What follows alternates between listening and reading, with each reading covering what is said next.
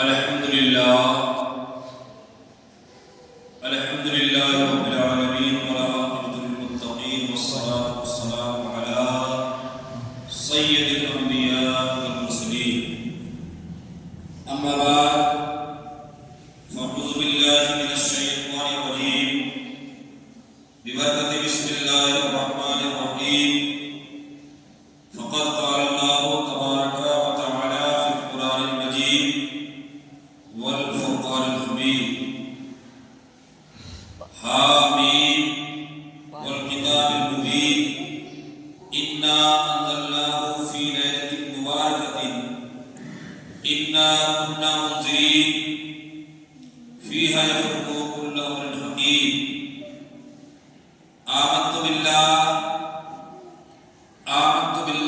صدق الله المولانا العظيم وصدق رسوله النبي الأمين المتين المبين الكريم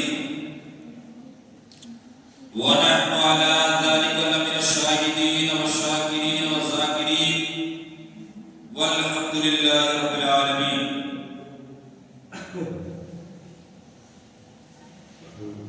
حضرات، آئیے ہم اور آپ مل کر اپنی عقیدت و محبت کا اظہار کرتے ہوئے آقا کریم رسول معظم نبی اکرم صلی اللہ تعالی علیہ وسلم کی بارگاہ عالی وقار میں بانداز غلامانہ جھوم جھوم کر درود پاک کا نذرانہ پیش کرے اور پڑھے بآواز بلند اللہم صلی علی سیدنا و مولانا محمد مالک وسلم صلاۃ و سلام علیک یا رسول اللہ صلاۃ و سلام علیک یا حبیب اللہ صلی اللہ علیہ وسلم. حضرات، میں نے جس آیت مقدسہ کی تلاوت کی اس میں اللہ تبارک و تعالی ارشاد فرماتا ہے حامیم والکتاب المبین انا انزلناه فی لیلۃ مبارکۃ انا كنا منذرین فیہا یفرق کل امر حکیم. یعنی جس کا مطلب یہ ہے، جس کا مفہوم و مطالب یہ ہوتا ہے کہ بے شک قسم ہے اس روشن کتاب کی کہ بے شک ہم نے اسے برکت والی رات میں اتارا اور ہم نے اسے ڈر سنانے والا بنایا، اس میں ہر کام کو حکمت سے بانٹ دیا. حضرات محترم، یہ جو مہینہ ہمارے اور آپ کے درمیان رواں دواں ہے، اس مہینے میں ایک ایسی رات آنے والی ہے جس رات کی بہت ساری فضیلتیں ہیں، جس رات کے بارے میں مفسران کرام محدثان اعظام نے الگ الگ وضاحتیں بیان کی ہے. حضرات محترم، یہ رات جو آنے والی ہے یہ بہت ہی مبارک رات ہے اور اس مہینے کو یہ لفظ شعبان جو ہے یہ شعب سے مشتق ہے، جس کا معنی گھاٹی وغیرہ کے ہوتے ہیں. اور اس مہینے میں عمومی طور پر خیر و برکت کا نزول ہوتا ہے، خیر و برکت کو نازل کیا جاتا ہے. اللہ تبارک و تعالی اس مہینے میں بے شمار خیر و برکت کا نزول فرماتا ہے. جس طرح گھاٹی پہاڑ کا راستہ ہوا کرتا ہے، اسی طور پر یہ مہینہ خیر و برکت کے لیے راہ ہے. حضرات محترم،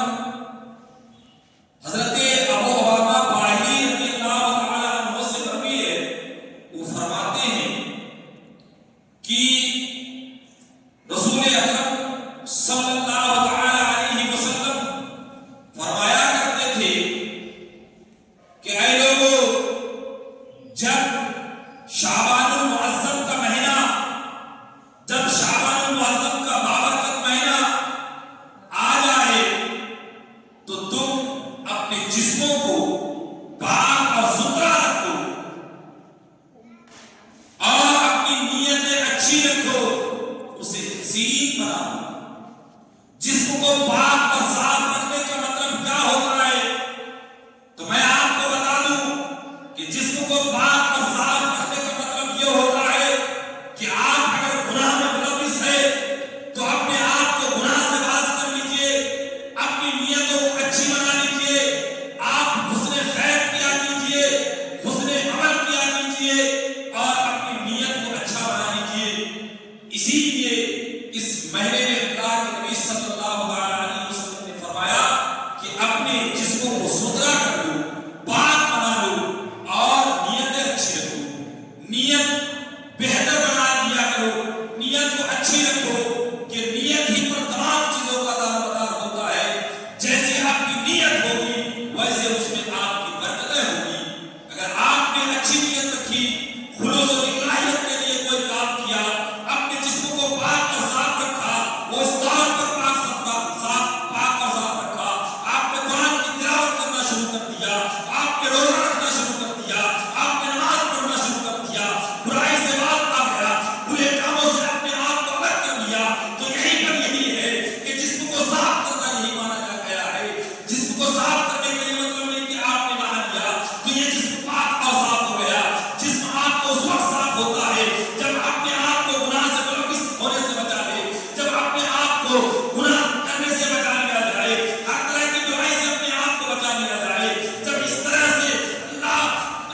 سے ایک انسان زندگی گزارتا ہے تو اللہ تبارک و تعالیٰ اس کے جسم کو بھی پاک کر دیتا ہے، اس کے روح اور قلب کو بھی پاک کر دیتا ہے، اس کے ایمان کی تازگی بخش دیتا ہے۔ اس طرح سے جسم کو پاک کیا جاتا ہے۔ حضرات محترم، سیدہ عائشہ صدیقہ رضی اللہ تعالیٰ عنہا سے مروی ہے، وہ فرماتے ہیں کہ رسول اکرم صلی اللہ علیہ وسلم پیارے آقا شعبان المعظم کے اکثر حصے میں روزہ رکھتے تھے۔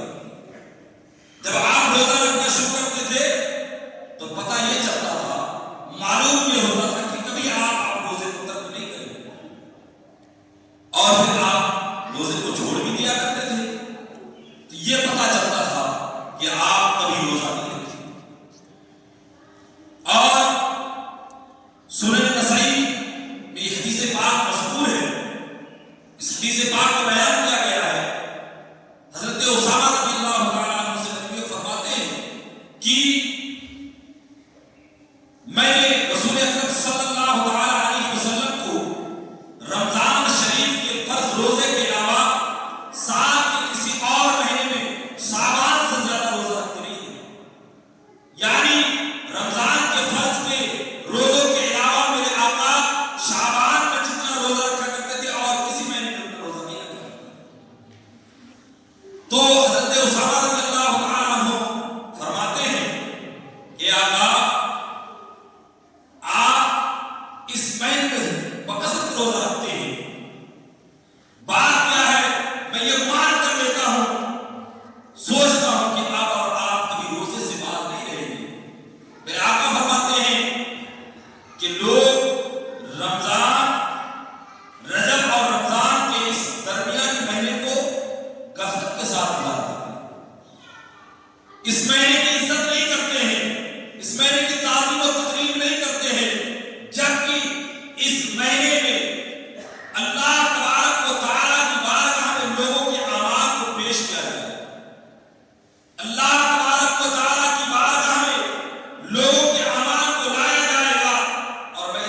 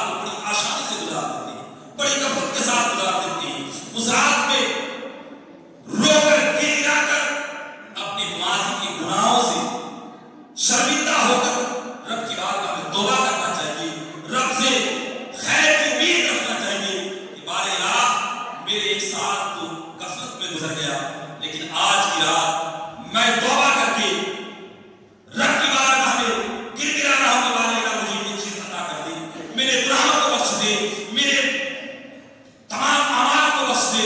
اس طرح کے آپ کو خیالات ہونی چاہیے حضرات محترم. اور اسی حدیث میں یہ بھی بتایا گیا ہے کہ فرشتوں کے لیے دو رات عید کی رات ہوتی ہے. کیا ہوتی ہے؟ دو رات عید کی رات میں ہوا ہوتی ہے. جس طرح مسلمانوں کے لیے دو رات عید کی رات ہے، تو فرشتوں کے لیے جو عید کی رات ہے وہ کون سی رات ہے؟ ایک شب برات کی رات ہے اور دوسرا شب قدر کی رات ہے.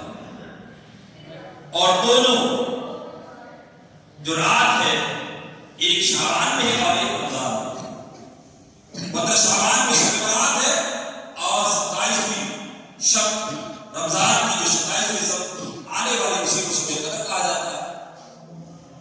حضرات محترم، اور مسلمانوں کے لیے جو عید کی راتیں ہیں وہ عید الفطر اور عید الاضحیٰ کی رات ہے. یہ بھی بہت مبارک رات ہے. اس رات میں بھی انسان کو عبادت کے ساتھ گزارنی چاہیے اور رب کی بارگاہ میں دعا کرنی چاہیے کہ پروردگار اس رات کے سب کی ہماری مغفرت فرما دے، اس رات کے سب کی ہماری رزق میں اضافہ فرما دے. تو فرشتوں کے لیے یہ عید کی رات ہے.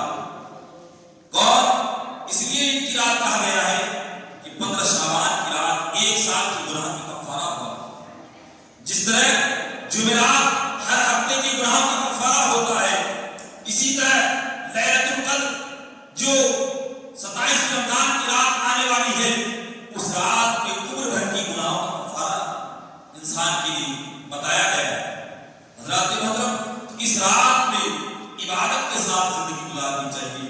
اس رات میں اپنے اعمال کا محاسبہ کرنا چاہیے کہ میں نے جو ایک سال کی زندگی گزارا اس زندگی میں میں نے کیا کھویا اور کیا پایا، میں نے کون سی برائی کی اور میں نے کون سی نیکیاں کی. اگر آپ نے نیکیاں کی ہے تو اس نیکی کو بھلا دیجیے اور کہ پروردگار نے اس نیکی کو قبول فرما لے. اور برائی کو یاد رکھ کر آپ کو یہ کرنا چاہیے کہ پروردگار نے فلاں برائی اس سال کیا ہے، میں نے فلاں برائی اس سال کیا ہے، پروردگار نے میری برائیوں کو بخش دے، میرے گناہوں کو معاف فرما دے. اس طرح دعائیں خیر و برکت کو یہ کرنی چاہیے. حضرات محترم، اللہ کے نبی صلی اللہ علیہ وسلم 13 شعبان یہ جو مہینہ گزر رہا ہے، بارک مہینہ ہے، اس مہینے میں آپ کو عبادت کو گزارنا چاہیے. اس مہینے کی رات میں 13ویں رات کو میرے آقا صلی اللہ علیہ وسلم رب کی بارگاہ میں سجدہ ریز ہوتے ہیں، سجدہ کرتے ہیں، پروردگار عالم میری امتی کو بخش دے، پروردگار میری گنہگار امتی کو بخش دے. ہمارا غفلت میں گزار رہے ہیں، لیکن پیارے آقا جس سے رب کی رضا ہے، رب میرے مصطفیٰ کی رضا چاہتا ہے، وہ مصطفیٰ جان رحمت صلی اللہ علیہ وسلم ہمارے لیے بخشش کے لیے رب کی بارگاہ میں سجدہ ریز ہے، رب کی بارگاہ میں دعائیں کر رہے ہیں، پروردگار عالم میرے گنہگار امتی کو بخش دے. حضرات محترم، تو پروردگار عالم رب تبارک و تعالی نبی اکرم صلی اللہ علیہ وسلم کی 1/3 امت کی شفاعت مرحمت فرماتے ہیں کہ 1/3 امت کو بخش دیا گیا. دوسری رات 14 شعبان کی رات میرے آقا پھر رب کی بارگاہ میں سجدے میں ہوتے ہیں اور رب کی بارگاہ میں دعا کرتے ہیں، پروردگار میری گنہگار امتی کو بخش دے، میرے گنہگار امتی کو بخش دے. رب کی طرف سے حکم ہوتا ہے کہ اے میرے محبوب، میں نے تیری 2/3 امت کو بخش دیا، میں نے تیری امت کی 2/3 حصے کو بخش دیا.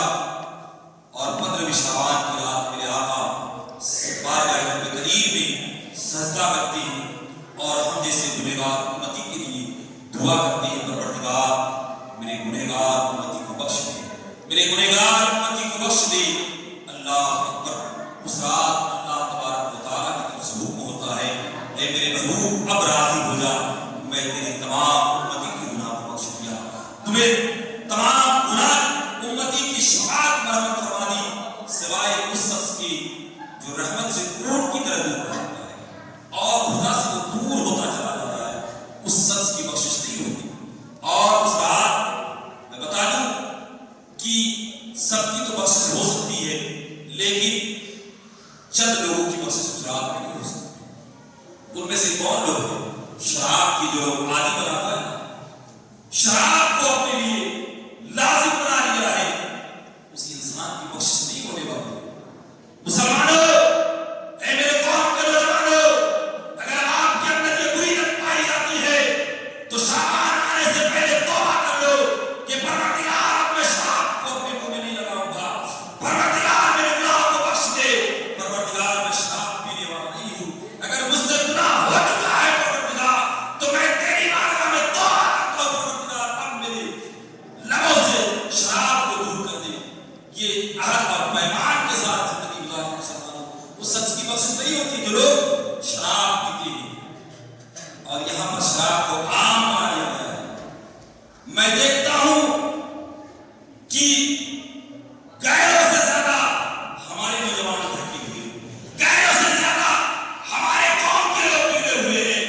غیر تو پیتا ہے لیکن کم پیتا ہے، ہمارے نوجوان اس کو شوق کی بنیاد پر پیتا ہے۔ مسلمانوں، ذرا غور کرو، والدین سے بھی گزارش ہے کہ اگر آپ کا لڑکا بہک رہا ہے تو آپ اس کو وہاں سے ہٹو، دیکھو کہ میرا لڑکا کس لائن پہ ہے، کہیں شراب کا عادی تو نہیں بنا لیا ہے، کہیں زنا کا عادی تو نہیں بنا ہوا ہے، کہیں جوا بازی تو نہیں کرتا ہے، کہیں اور کسی چیز کو ملوث تو نہیں ہے۔ اور دوسرے شخص وہ ہے، بتا دو اور کون لوگ ہیں جن کی بخشش مساعد نہیں ہونے والی ہے؟ والدین کے نافرمان ہیں۔ آج ہم اور آپ معاشرے کا ماحول اتنا پراگندہ ہو چکا ہے کہ والدین کچھ سمجھتے نہیں ہیں، والدین کچھ ہے نہیں، والدین کی کوئی قدر نہیں ہے، والدین کو ہم جھجکتے ہوئے نظر آتے ہیں، والدین کو ہم برا بھلا کہتے ہوئے نظر آتے ہیں، اور یہاں تک کہہ دیتے ہیں آپ کو سمجھتے نہیں ہیں، آپ کو تو سمجھ ہے نہیں، آپ تو جانتے نہیں ہیں۔ مسلمانوں، اے میرے نوجوانوں، اے میرے بزرگوں، وہ بات جب آپ بولنا نہیں جانتے تھے، جب وہ بات اس وقت آپ کی زبان کو سمجھ سکتے ہیں، تو آج جب آپ جوان ہو چکے ہیں، آپ سمجھدار ہو چکے ہیں، تو کیا آج وہ بات آپ کی زبان کو نہیں سمجھ سکتے ہیں؟ کوئی باپ اپنے اولاد کے لیے کبھی برا نہیں سوچتا ہے۔ یہ ہماری سوچ ہے کہ ہم اس طرح